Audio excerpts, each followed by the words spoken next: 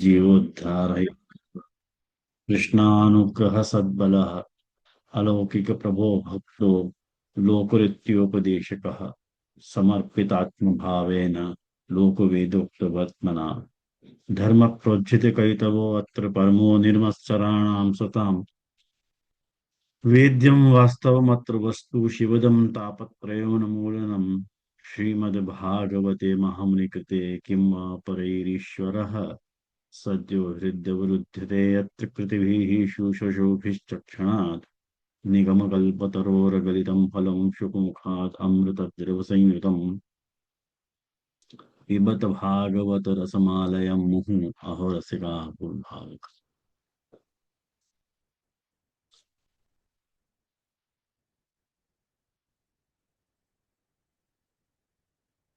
आज मैंने आप लोगों को एक पीडीएफ शेयर की है।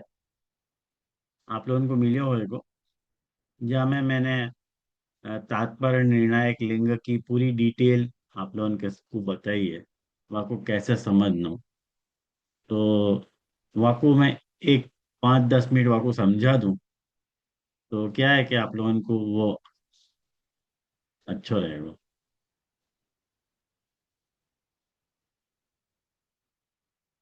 आपके स्क्रीन पे आप लोग देख रहे हो, दिख रहे हो आप लोगों को?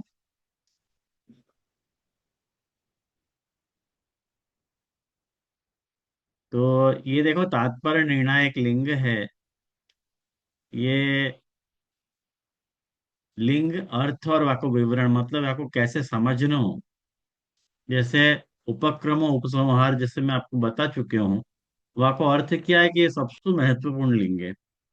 वाको अर्थ है कि कोई ग्रंथ को आरंभ मतलब वाको उपक्रम, और वाको समापन मतलब उपसंहार में कौन से विषय पे चर्चा करी गई है। माने वाकु उपक्रम उपसंहार कहो जाए, माने यदि ग्रंथ की शुरुआत और अंत यदि एक ही विषय पे हो है तो ही वह ग्रंथ को मुख्य प्रतिपाद्य विषय माने जाए। आरंभ कोई और ग्रंथ विषय से हो रहा है और अंत कोई और विषय से हो रहा है, तो वो जो है वो वाको प्रतिपाद्य विषय नहीं है फिर। जैसे मैंने देखो विवरण में या को उदाहरण देके या को समझाने को प्रयास किया है कि छांदोग्य उपनिषद के छठे अध्याय की शुरुआत जो है अद्वैत तत्व सु हो रही है, और अंत भी तत्वमसि वो तुम हो या सु हो है। या सु सिद्ध हुआ कि उपनिषद को तात्पर्य क्या है? ब्रह्म को निरूपण उपनिषद को तात्पर्य है। ऐसे ही अपन यदि दूसरा पार्ट देखें तो दूसरे पार्ट में अ,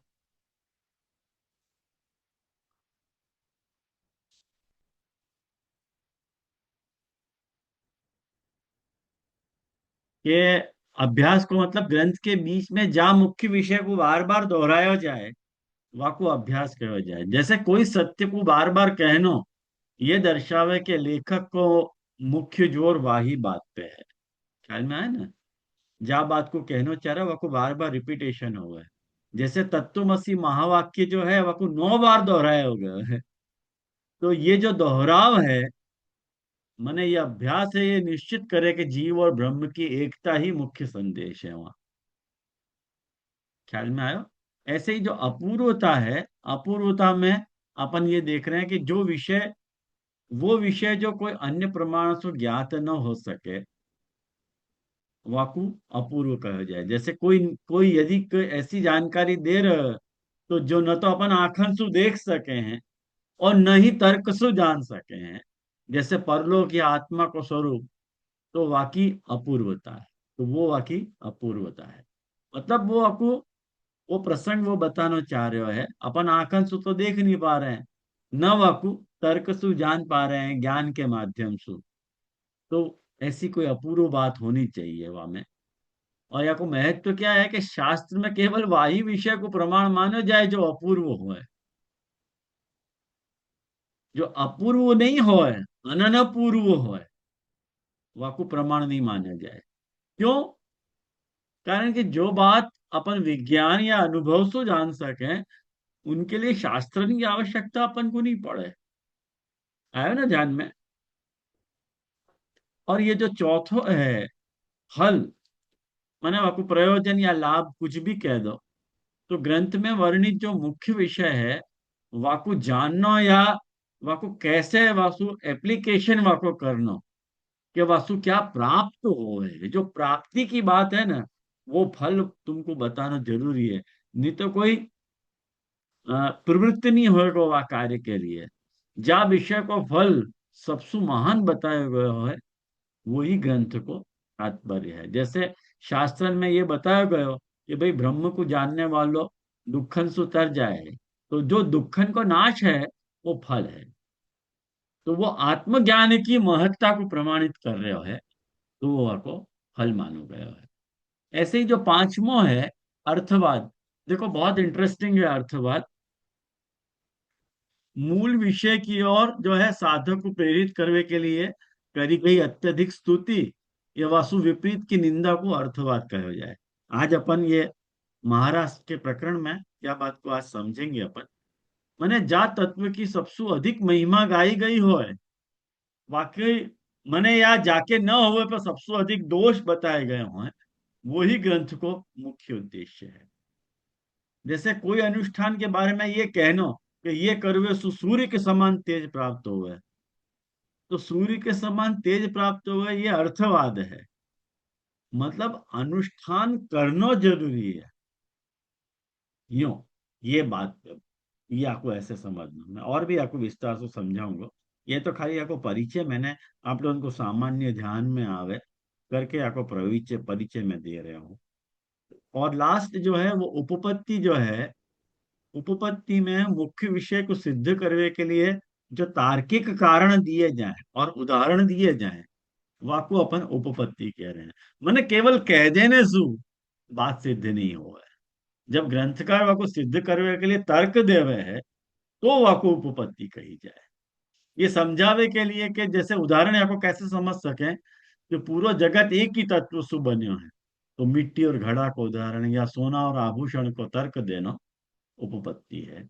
ऐसे शॉर्ट में ये षड्विध तत्वन को अपन या तरह से समझेंगे। तो मुझको लगे आप लोगों को ये ध्यान में आएगा, मैंने बहुत रैपिड आपको बताया ये बात, कारण कि वो बताना मुख्य प्रयोजन नहीं है आपको। ये अपन या को डिस्कशन करेंगे, वो मुख्य बात है यहाँ में। तो आज अपन फल के बारे में चर्चा कर रहे हैं। तो फल के बारे में जैसे आपको मैंने बता दियो, तो कि फल जो है कौन से तरह का नेचर क्या है, वो आपको मैंने बताया। तो फल को अपन आत्मरति को फल बता रहे हैं। तो जा लीला को कोई अभिप्राय के साथ, कोई स्पेशल जो है इंटेंशन के साथ, यदि श्रद्धा पूर्वक सुनने सु जो है श्रवण कीर्तन सु पराभक्ति प्रकट होती हो है, तो वो लीला निश्चित समझो कि आत्मरति रूपा है। नहीं तो बाकी फल रूपता अनुपपन्न हो जाएगी। ख्याल आयो ना। यदि वो वासु बढ़ के कोई फल भयो, तो बाकी जो फल रूपता है वो अनुपपन्न हो जाएगी। और यहाँ का उदाहरण देखो, भागवत जी विराज रही तो दसवें स्कंद को 33वां अध्याय निकालो। भागवत को 33वां, सुबोधनी जी को नहीं।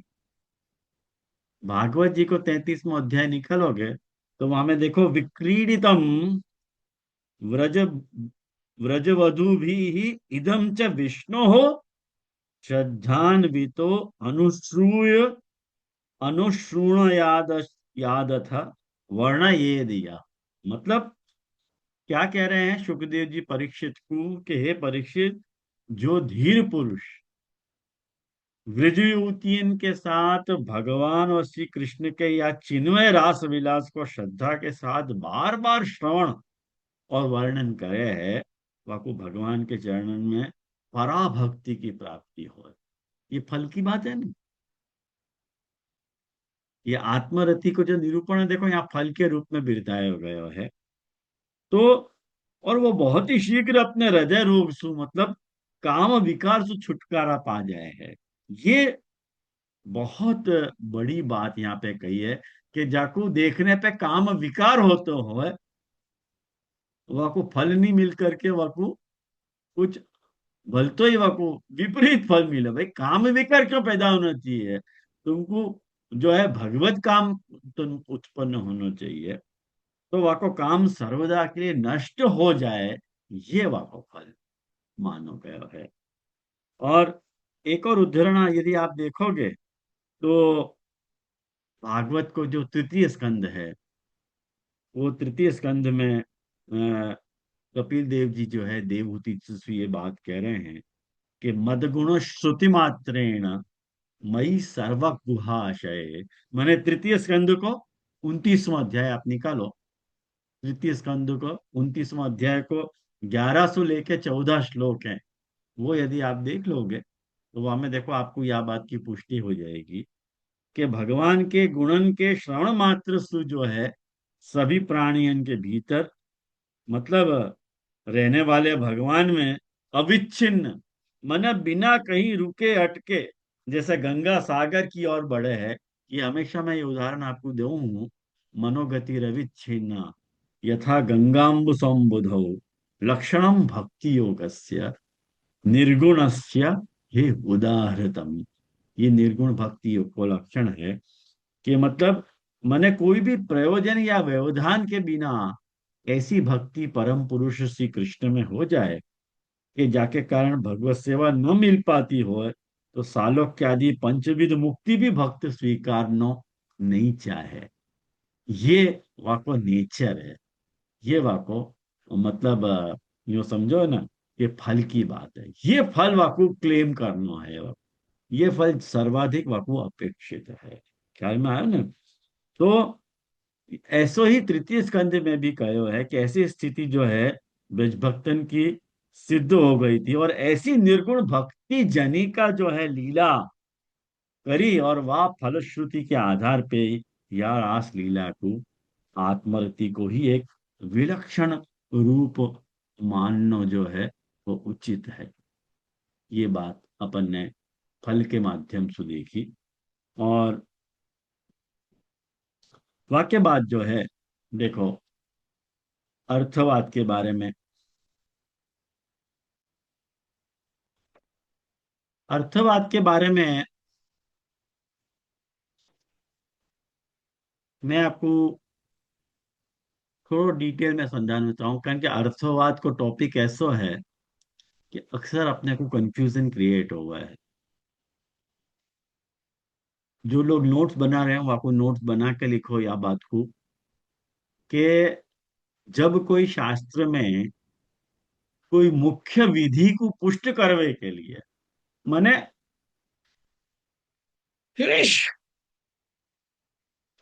मुख्य विधि मतलब नियम या आज्ञा, वाको पुष्ट पुष्ट करने के लिए वाकी प्रशंसा करी जाए है, और वह कार्य को नहीं करने पे निंदा करी जाए है, वाकु अपन अर्थवाद कह रहे हैं। आयो ध्यान में। सरल उदाहरण, एक सरल उदाहरण से आप बात को समझो। यदि माँ बच्चा से कहे कि भाई दूध पियो, दूध पीनो विधि है, और याकू पीने से तुम भीम जैसा शक्तिशाली हो जाओगे, ये अर्थवाद है। ये अर्थवाद है। मतलब यहाँ मुख्य उद्देश्य जो है वो दूध पिलाना है, भीम जैसा बनना एक अर्थवाद है जो बच्चा को प्रेरित करने के लिए कहो गयो है। और जो मीमांसा दर्शन है ना वैष्णव, वह मीमांसा दर्शन में अर्थवाद के 3 मुख्य प्रकार जो हैं वो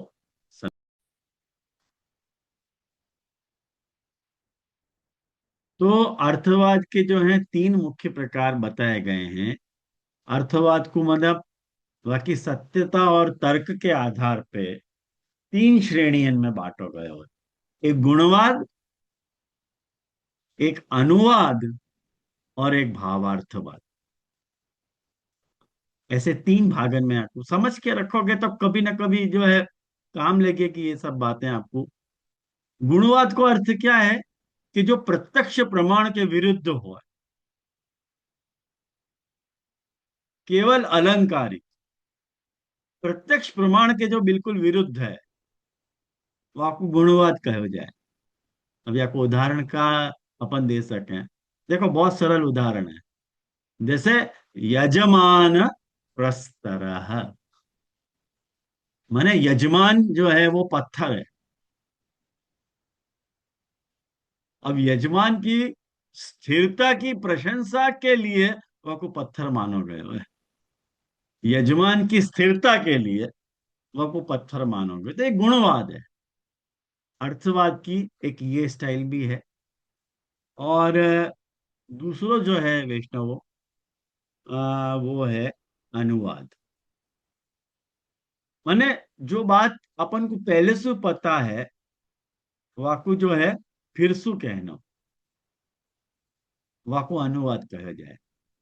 जैसे कि अग्नि हिमस्य भेषजम, ये उदाहरण देखो पकड़ो आप। अग्नि जो है ठंड की दवा है, नहीं मालूम है क्या? खबर ही है, अभी तो ठंडी के दिन चल रहे हैं तो हीट हो जाए तो अपने को अच्छे ही लगे। अग्नि हिमस्य भेषजम, माने ये हमको पता है, पर अग्नि की महत्ता बतावे के लिए या को अनुवाद अपन कर रहे हैं। ख्याल में आयो ना? ये या की बात है। और एक तीसरा जो है भूतार्थवाद। भूतार्थवाद कौन को कहे? ध्यान से समझो कि जो न प्रत्यक्ष के विरुद्ध हो और न पहले से सिद्ध हो। जो न प्रत्यक्ष से सिद्ध हो और न पहले से सिद्ध हो, एक नई जानकारी जो है वो भूतार्थवाद है। जैसे अपन यहाँ को कैसे करेंगे कि जैसे इंद्र ने जो है, इंद्र ने वृत्रासुर को मारा, तो ये एक ऐतिहासिक आती बात। तो ऐतिहासिक या पौराणिक घटना है जो श्रद्धा जगावे के लिए कही जा रही है, वाको भूतार्थवाद का है। एकदम से वो प्रत्यक्ष के विरुद्ध भी नहीं है बात। ख्याल में आया ना? एकदम से प्रत्यक्ष के विरुद्ध तो नहीं है। अभी नहीं भयो, भूत में भयो तो भूत में भयो तो, और कोई को पता नहीं है, तो ये बात की जानकारी अपन देख के वाकु जो है श्रद्धा जगावे के लिए, ये वे भक्ति से उद्धार होवे, ये बात को नोटिस करावे के लिए अपन जो है या तरह से बोल रहे हैं। अब एक बात समझो, जब कोई ग्रंथ को तात्पर्य अपन निकाल रहे हैं तो अर्थवाद हमको ये समझने में मदद करे कि साधना को केंद्र क्या है। अर्थवाद अपन को ये समझने में मदद कि साधना को केंद्र क्या है। माने जो विधेय है, विधेय को अर्थ समझ रहे हो आप लोग? एक तो विधान होवे और एक विधेय होवे। मतलब जाके बारे में अपन विधान कर रहे हैं वो विधेय है। जैसे कि मैं कहूं कि ये ब्लूटूथ स्पीकर है, तो ये ब्लूटूथ स्पीकर जो है वो विधेय भयो, और ये ब्लूटूथ स्पीकर है ये विधान भयो। तो अर्थवाद कभी भी अपने आप में स्वतंत्र नहीं हो गए, वो हमेशा कोई विधि को हिस्सा हो गए। माने विधेय की प्रधानता है, विधेय की प्रधानता है, विधि की प्रधानता नहीं है, विधेय की प्रधानता है। अर्थवाद को मुख्य कार्य क्या है कि साधक के मन में अट्रैक्शन पैदा करनी, ये अर्थवाद को मुख्य कार्य है। माने मनुष्य स्वभाव से केवल वही प्रकार को वह कार्य में प्रवृत्त हुए है जासु वाकु कोई बड़ो फल दिखाई दे रहा हो, या जाकी वाने बहुत प्रशंसा सुनी हो, वही में प्रवृत्त हो गए। ख्याल में आओ ना? जैसे सब लोग कह दे कि ये चीज बहुत अच्छी है, बहुत अच्छी है, तो फिर अपन भी वह चीज को करें। सब लोग कह देंगे ये बेकार है, तो अपन वहां में प्रवृत्ति नहीं हुए। ये अर्थवाद की बहुत भूमिका है। तो अर्थवाद के देखो चार अंग भी माने गए हैं, मैं अर्थवाद की इतनी विस्तार से मीमांसा क्यों कर रहा हूँ? तो आपका कारण ध्यान से समझो कि रासलीला में जा प्रकार के अर्थवाद को अपन ने डील कियो है, वह को समझने के लिए अर्थवाद के पूर्ण स्वरूप को जानना जो है अति आवश्यक है। यह लिए मैंने शास्त्र में अर्थवाद चार तरीका से काम करे है। एक तो स्तुति के माध्यम से, माने जाको अपन प्रेज कह रहे हैं, माने कोई मंत्र या कर्म की महिमा गानो। जैसे ये व्रत करवे सु जो है 7 जन्मन के पाप नष्ट हो जाए, ये स्तुति भाई। माने स्तुति के माध्यम से कोई को प्रवृत्त करना। दूसरी, निंदा के माध्यम से कोई को प्रवृत्त करना, माने विधि को उल्लंघन करने पे दोष बताना, कि जो यह सत्य को नहीं जाने वो अंधेरा लोक में जावे। जैसे माँ गुसाई जी या को बता रहे हैं ना सप्त श्लोकी में, कि जो महाप्रभु जी को नहीं कर महाप्रभु जी को नहीं मान रहा है वो अंधतम नरक में जा रहा है। ऐसे गुसाई जी बता रहे हैं ना। अर्थवाद ये देखो, वह ढंग से देखो तो। और तीसरो अर्थवाद को उदाहरण कैसे आवे शास्त्र में? बाकी तीसरो अंग क्या है? पराकृति। पराकृति मतलब एक्शन ऑफ अदर्स, अन्य लोगन के एक्शन देखो। मैंने कोई महापुरुष को उदाहरण देना कि भाई उनने भी तो ऐसे कियो तो यूं। और वाक्य बात, पुराकल्प, ये चौथो अर्थवाद को अंग है, पुराकल्प। मतलब प्राचीन काल की कथाएं सुना सुना के, जैसे कोई राजा या ऋषि को भी वह विधि से लाभ भयो, तो जैसे अपनी अपने यहाँ देखो एकादशी की कथाएं आवे, आपने सुने होगा कि आज जो है वो आज जो है मोक्षदा एकादशी है, आज जो है पाप मोचिनी एकादशी है, आज जो है उत्पत्ति एकादशी है। ये क्या है भाई? भाई मुख्य बात ये है कि वाकई दृष्टांत सुना सुना के एकादशी करने के लिए कोई तरह से जीव को प्रवृत्त करना, ये एकादशी को लाभ है। तो ये जो है अर्थवाद है। अर्थवाद को कभी भी जो है ध्यान से समझो कि अर्थवाद को कभी भी शब्दशः माने लिटरली नहीं लेना चाहिए, तो तुमको अर्थवाद को नीचे समझ में आए, बल्कि वाके पीछे जो छिपो भयो जो भाव है वाको समझना चाहिए। और ये शास्त्र रूपी औषधि पे चढ़ी भई शक्कर है, यूं समझो आप। शास्त्र रूपी जो भी औषधि है वहां पे चढ़ी भई शक्कर की कोटिंग है, शुगर कोटिंग है, ताकि अपन को आध्यात्मिक सत्यन को रुचि के साथ अपन वहां को स्वीकार कर सके हैं। तो ये वाको मुख्य भाव है। तो आई होप आपको ये बात समझ में आई होगी कि कैसे अर्थवाद काम करे है। ये बहुत ही मैंने डिटेल में अर्थवाद के बारे में आज आपको बताया। थोड़ा अपने सिर तो खुजलाया होएगा, पर कोई बात नहीं, खुजला लो, कोई आपत्ति नहीं है। तो अर्थवाद जो है, देखो अर्थवाद के बारे में वाकु यहाँ पे रासलीला के प्रकरण में अपन कैसे समझेंगे?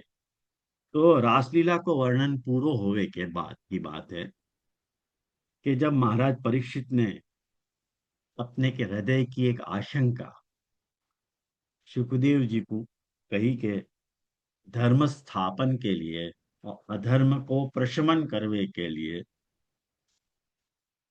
अवतीर्ण होने वाले जो भगवान कृष्ण हैं, जो धर्म मर्यादा के वक्ता हैं, करता है और अभिरक्षता है, सब कुछ है प्रभु। तो वह आप्त काम भगवान ने पर दाराभिमर्शन कैसे कियो? पर दाराभिमर्शन कैसे कियो? उन्हें ऐसा विरुद्ध आचरण क्यों कियो? ये एक शंका सुखदेव जी के माने परीक्षित जी के दिमाग में आई और उन्हें पूछो। और वाको जो सुखदेव जी ने जवाब दिया है और वही फैंटास्टिक जवाब है ये भागवत के दशम स्कंद को 30वां अध्याय है। और वो 30 से लेकर के 37 श्लोक, आप एक 7-8 श्लोक बड़ो ध्यान से आप देखो, तो अर्थवाद को नेचर आपको एकदम फुट हो जाएगा कि क्या कह रहे हैं सुखदेव जी। कि एक बात समझो कि धर्म व्यतिक्रमो दृष्ट ईश्वराणाम च साहस। ये बात है, मतलब क्या है, एक बात समझो कि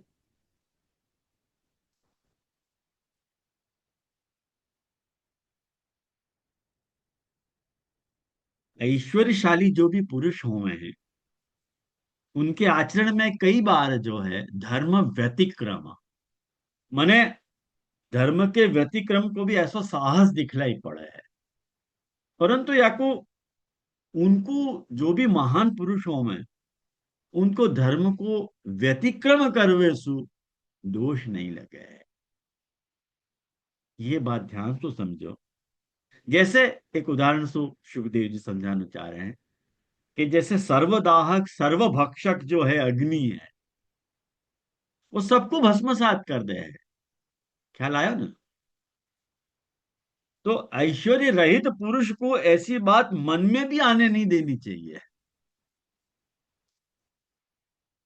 अन्यथा नीलकंठ जो है भगवान, मतलब शिव जी, समुद्र मंथन में प्रगटे विष को जो पान उनने कियो, वाको अनुकरण करने पे कोई को तो दूसरो विनाशी होएगा ना। वहाने कैसे कियो, वहाने किए तो हम भी कर सकें।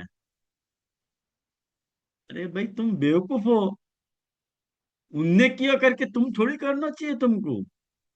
अब शंकर जी ने विष पियो, तुम भी पियो विष, पी सकोगे। व्यर्थ के तागड़ दिन्ना कर रहे हो।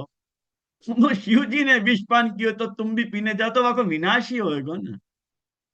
ख्याल में आयो ना। तो एक बात समझो, ऐश्वर्यशाली जो पुरुष हुए हैं, उनके वचन जो हैं कभी भी मिथ्या नहीं हुए हैं। ये बात ध्यान रखो। लेकिन आचरण, ऐसे जो ऐश्वर्यशाली पुरुष हुए हैं, उनके वचनन के अनुरूप होए, तभी अपने को सच्चे मानने चाहिए। या लिए एक बात समझो कि इनकी आज्ञा अनुसरणीय हुए है, इनकी करणीय अनुकरणीय नहीं हुए। ये लोग जो कह रहे हैं, देखो, ईश्वराणाम वचस तथ्यम तथैव आचरितम क्वचित, ये बात कह रहे हैं कि भाई इनके जो है, आप एक बात समझो कि इनकी आज्ञा अनुसरणीय हो है, इनकी करनी अनुसरणी नहीं हो कि उनने ऐसे किए तो हम भी ऐसे करेंगे। ख्याल में आया ना। बहुत सारे लोग ऐसे सवाल पूछे हैं।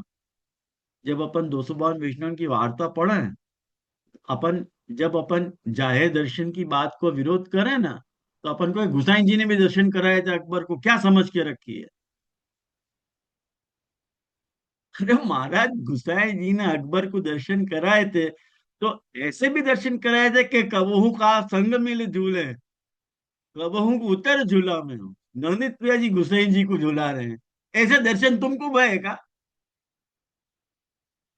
ऐसे दर्शन तो तुमको भय नहीं। बेकार में चीरा फाड़ी करनो वचन की, बात की खबर तो है नहीं। अरे गुसाई जी जैसा ऐश्वर्य तुम्हारे में है नहीं, गुसाई जी थी सामर्थ्य है नहीं। वो चाहे तो वह अकबर को भी ऐसे करा सके दर्शन, उनकी सामर्थ्य तो उनकी कथनी अनुकरणीय है, उनकी करनी अनुकरणीय नहीं है महाराज। यह बात को ध्यान से समझना चाहिए। या लिए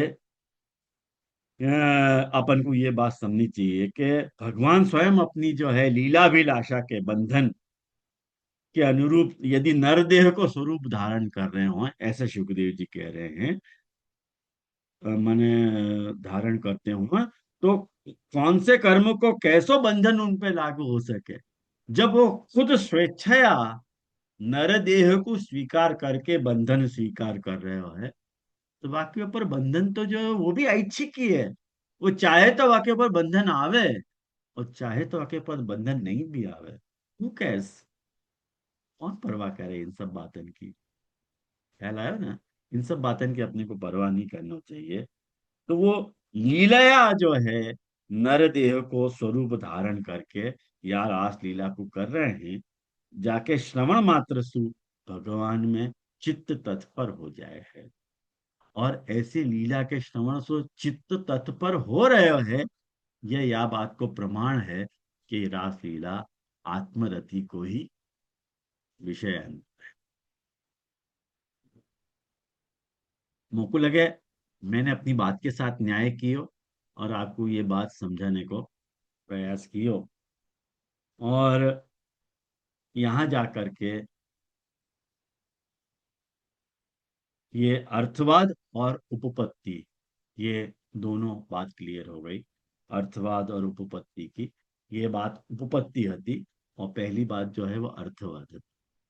ख्याल में आ ना वो अर्थवाद कैसे हती, कि जैसे निंदा करके ये बात बताए कि जो रासलीला की निंदा करे है, वाकु बहुत फल भोगना पड़ा है। देखो अर्थवाद की दृष्टि से शुक्रदेव जी समझा रहे हैं कौन की महत्ता को प्रतिपादन है, प्रभु की महत्ता को प्रतिपादन है, लेकिन अर्थवाद की दृष्टि से।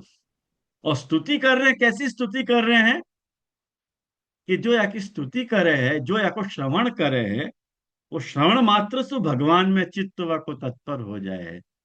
ये तो बाकी स्तुतिवाद है। तो स्तुतिवाद और निंदार्थवाद दोनों ही हमें आयो है। और ये बाकी उपपत्ति है, रासलीला आध्यात्मिक है, भगवान की आत्मरति है, या कुछ समझने के लिए। तो यहां जाकर के तात्पर्य निर्णायक लिंग के छयो लिंग को अपन ने जस्टिफाई किए, छयो लिंग को शांति से अपन ने समझे। और यदि कोई शंका हो तो जरूर पूछो, कारण कि अपन आगे बढ़ रहे हैं अब यह विषय से। ओके। अब अपन जा विषय पे आ रहे हैं, वो विषय है कि गोपी गीत की वेणु गीत सुसंगति। या विषय पे अब अपन आ रहे हैं, स्विच ओवर हो रहे हैं कि गोपी गीत की वेणु गीत सुसंगति अपन कैसे करेंगे। ध्यान से समझो पॉइंट नंबर 1। पॉइंट नंबर 1 ये है कि गोकुल में गोपी जनन को जो वेणु कूजन सुनाई दियो, वो लौकिक प्रक्रिया से लगभग असंभव હતો। ख्याल में आयो ना, वो एक अलौकिक प्रक्रिया है। जैसे एक बात समझो कि कोई भी चीज जो है, कोई भी चीज मैंने यहां बोली तो ज्यादा से ज्यादा कितनी दूर सुनाई दे सके है वो, 15 या 20 फुट दूर, या ज्यादा से ज्यादा 50 फुट पे वो सुनाई देगी, कोई के कान बहुत ही शार्प हुए तो। लेकिन किलोमीटर्स तक बाकी सुनाई दे बात, ये तो लौकिक प्रक्रिया द्वारा शक्य नहीं है, ये तो अलौकिक प्रक्रिया है। आज जाकू अपन,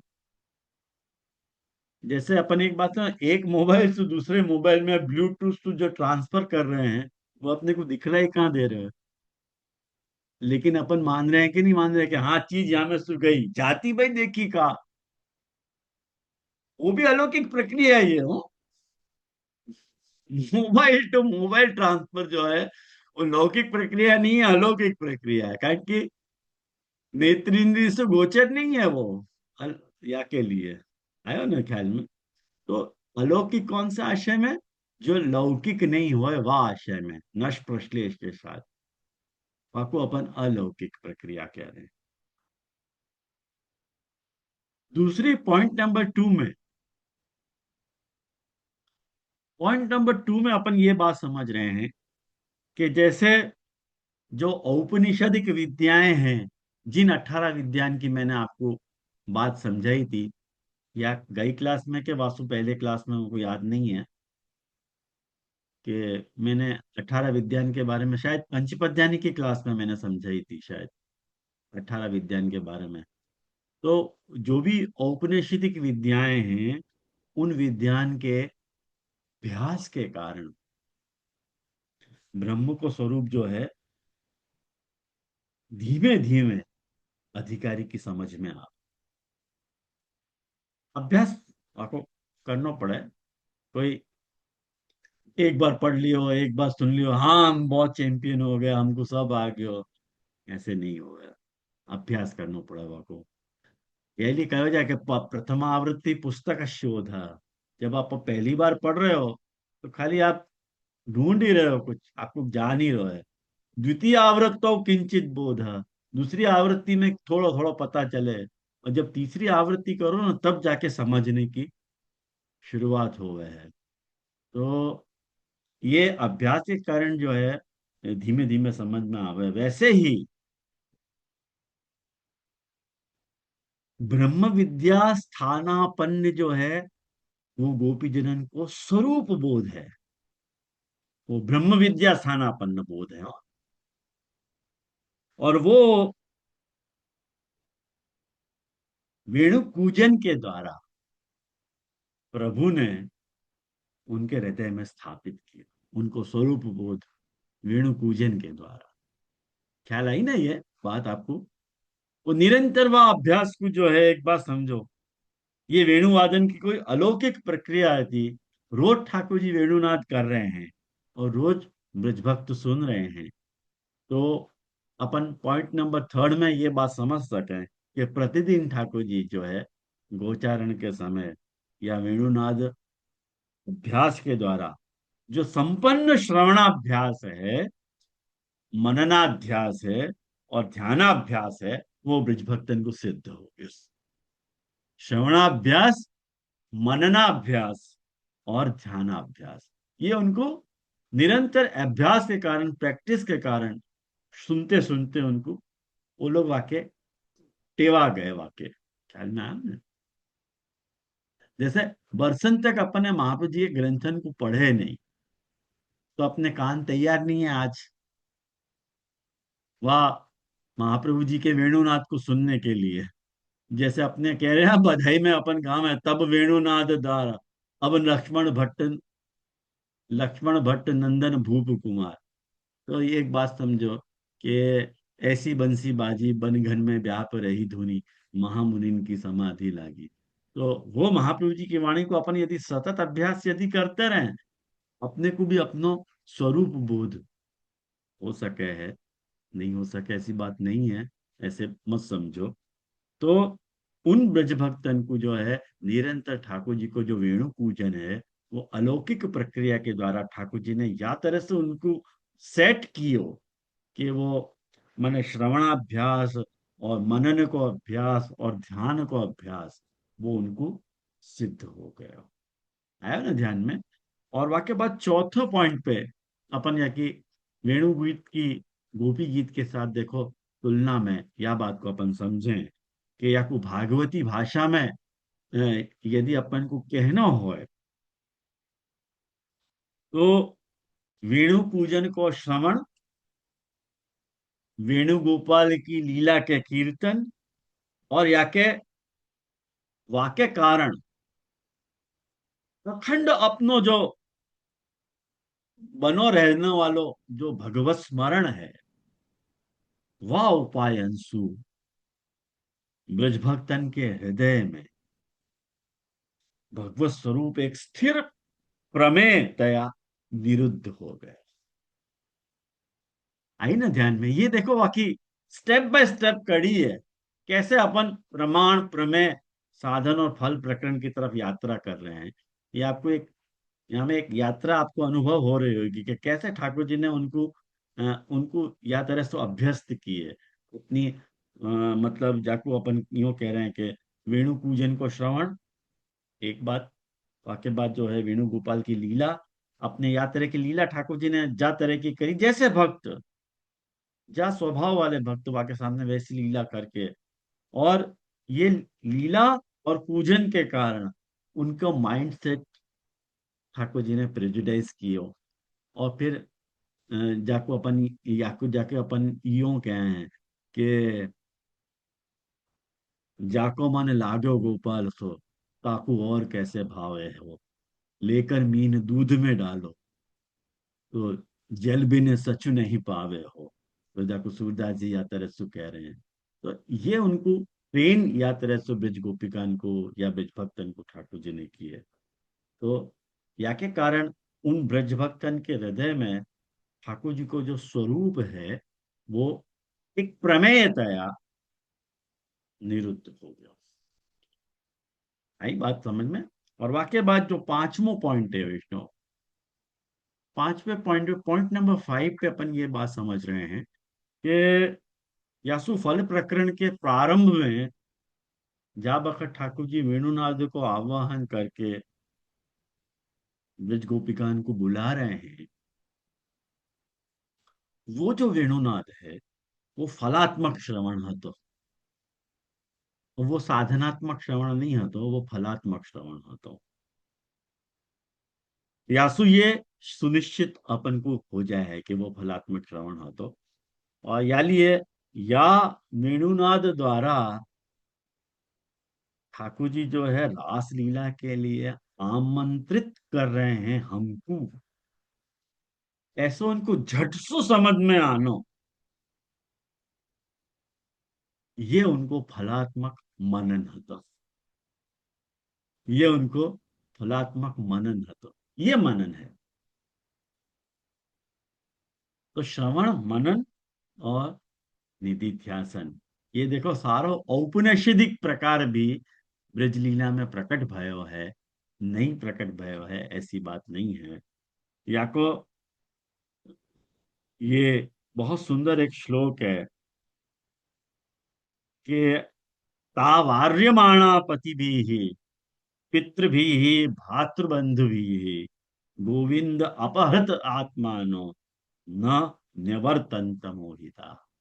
माने क्या कह रहे हैं भागवत का, यूं कह रहे हैं कि पिता और पतियन ने, भाई और जाति बंधुओं ने उनको रोके, उनकी मंगलमयी प्रेम यात्रा जो होती वहां में विघ्न डाले, और वो इतनी मोहित हुई कि वो रोकने से भी नहीं रुकी, कि मैंने वहां में अपने यहाँ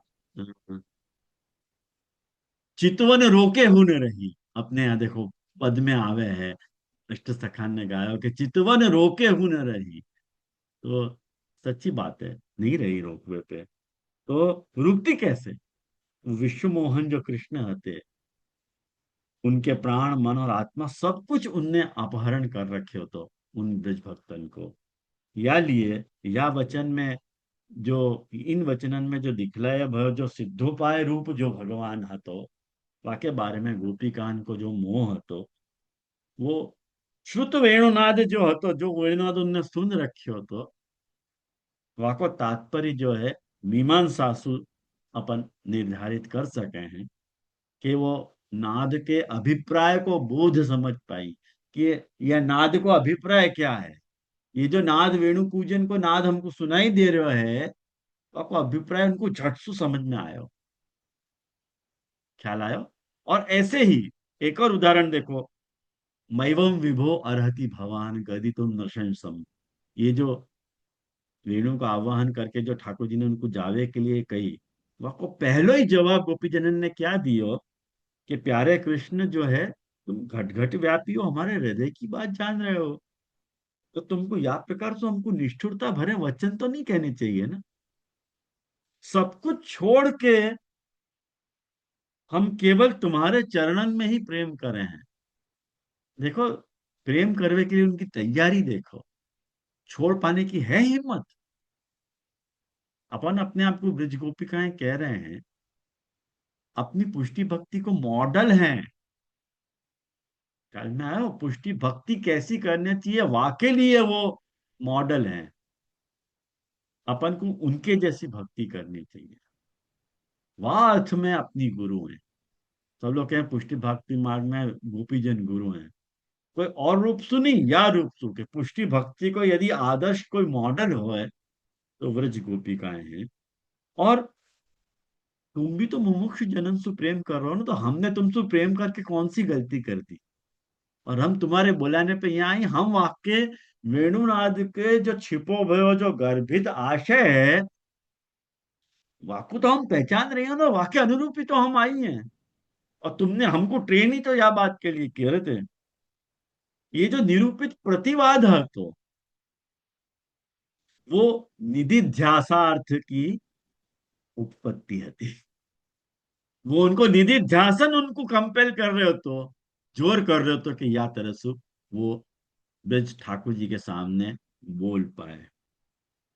तो ये आखे मतलब वेणु गीत की जो है तामस गोपी गीत सु या की संगति सिद्ध हो गए हैं। वाक्य बात अपने पास है अभी, 10 मिनट को समय अपने पास है, तो अपन और विषय को अपन आगे बढ़ावें। अब जो है अपन जो विषय देख रहे हैं वो तामस फल प्रकरण के 7 अध्यायन को देख रहे हैं। अब वो तामस फल प्रकरण के 7 अध्यायन को देख लें, ताकि अपनों जो आने वालों जो ऐश्वर्य वीर यश श्री चौथे नंबर को जो गोपी गीत है, ऐश्वर्य वीर यश तीसरो, तो वाको अपन आराम से समझ सकेंगे। मैंने भगवान की फलरूपतया जो अनुभूति है वो फल प्रकरण, ये आपको समझो आप, आई ना समझ में।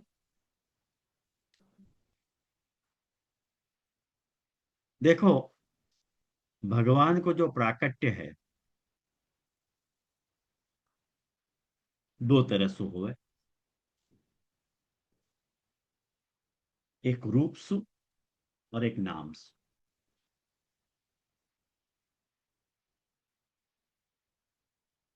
अपन लौकिक व्यक्ति के आश्रम में आपको समझोगे तो बिल्कुल समझ में नहीं आएगी।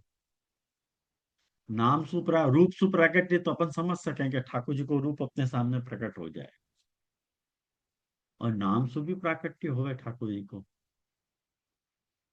काहे कि जो ठाकुर जी को नाम है, ठाकुर जी को जो शब्द है, वो भी ठाकुर जी को रूप ही है।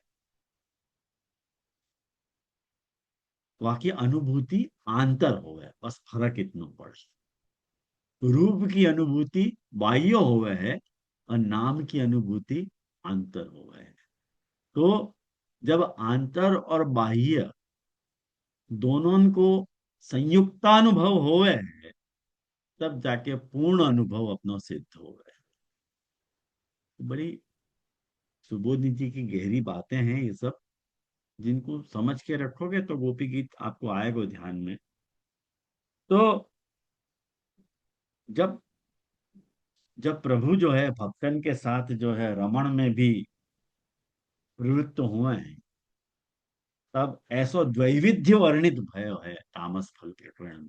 या प्रकार को दैविध्य प्रकट भयो है। कैसे भयो है? देखो, भागवत को आत्मा, अंतःकरण, इंद्रिय, प्राण और शरीर, ये रूप रिलेटेड बातें। कोई नाम की तो आत्मा हो ही नहीं, कोई रूप की आत्मा हो है। रूप आत्मा मतलब स्वरूप,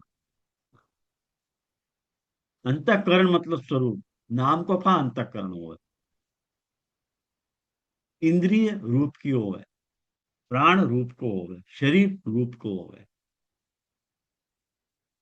तो ये 5 जो हैं अध्याय, जाको अपन रास पंचाध्यायी कह रहे हैं, वो ठाकुर जी के रूप से रिलेटेड बात। और जो छेले शेष 2 अध्याय हैं, जैसे पहलो अध्याय अपन देखें कि रासलीला को आरंभ, 29वां अध्याय, वो आत्मा, श्री कृष्ण के विरह में गोपियन की दशा, वो भयो अंतःकरण, और गोपी गीत, ये भयो इंद्रिय, और भगवान को प्रकट होके गोपियन को सांत्वना देनो, ये हो गयो मने प्राण। और वाके बाद जो है महारास, 33वां अध्याय, महारास, वो भयो शरीर, शारीरी पंचमी वाच्य। ये रास लीला के 5 अध्याय।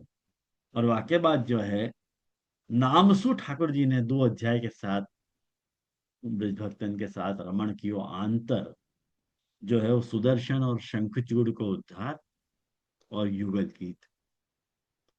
छेल्लो अध्याय तामस फल प्रकरण को युगल गीत है, जो है नाम को रमण है, 34वां और 35वां अध्याय। मुझको लगे आपको ये पूरी व्यवस्था आई होगी समझ में, कि जो भागवत को 29वां अध्याय है वो सुबोधि जी को 26वां अध्याय है। तो 2935 ले लो या 2632 ले लो। 26, 27, 28, 29, 30, 31, 32 ये सुबोधि जी के अनुसार अध्यायन की गणना है। और 29, 30, 31, 32, 33, 34 और 35 ये जो है गणना जो है वो भागवत की है। ख्याल आयो आपको? ये पूरी बात तरह की है। तो अब जो है अब अब अपन एक एक अध्याय को शांति से देखेंगे।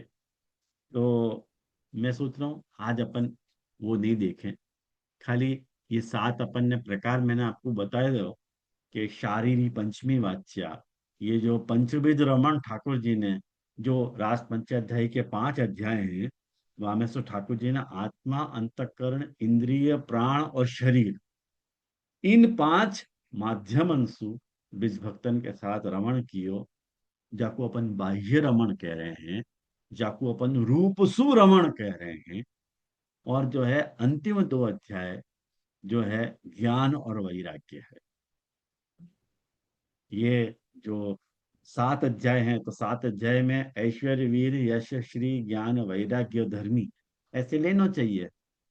तो अ, ऐश्वर्य, वीर, यश, श्री और धर्मी ऐसे लिए हुए हैं हमें, क्योंकि जो महाराज वाला अध्याय है वो धर्मी निरूपक अध्याय है, ज्ञान वाला अध्याय नहीं है। बयाली है। वाक्य सब कारण भी मैं आपको समझाऊंगा, जब एक एक अध्याय को मैं समझाऊंगा आप लोगों को, तब वाक्य कारण भी मैं समझाऊंगा।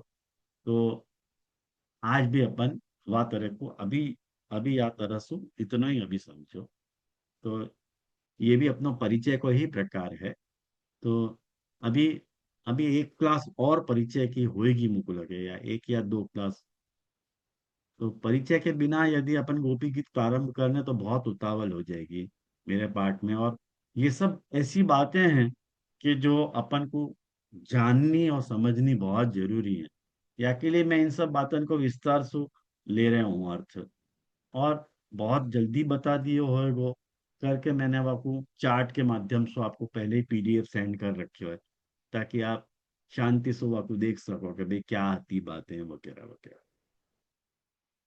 तो कोई पूछना हो तो पूछो। आज तो एक प्रश्न भी नहीं आया हो आज, मतलब अच्छी बात है, मतलब मेरे पार्ट में तो बहुत अच्छी बात है।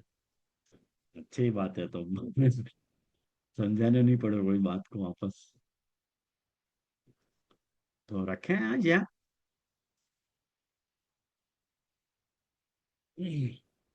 तो आश्रय को पद अपन करें।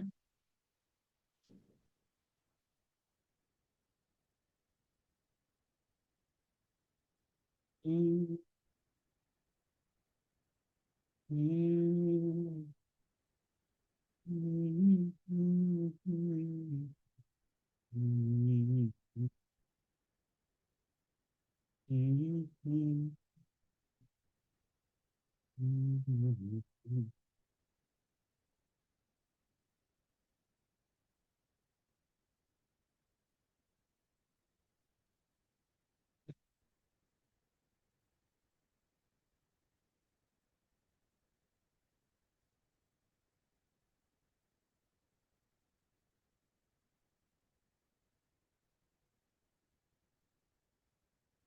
कल एक कीर्तन रिकॉर्ड किए हो तो वो आप लोगों के सामने आएगा।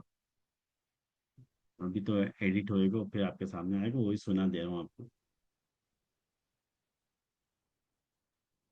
एक पलक जो रही है वृंदावन, एक पलक जो एक पलक जो रही है, हो एक पलक जो रही है वृंदावन, एक पलक जो, एक पलक जो रही है।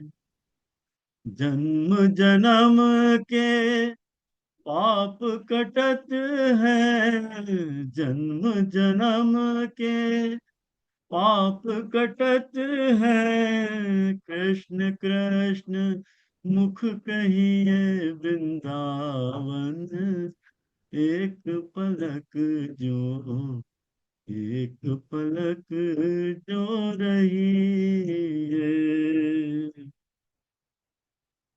महाप्रसाद और जल जमुना को, महाप्रसाद और जल जमुना को, तनक तनक भर लइए।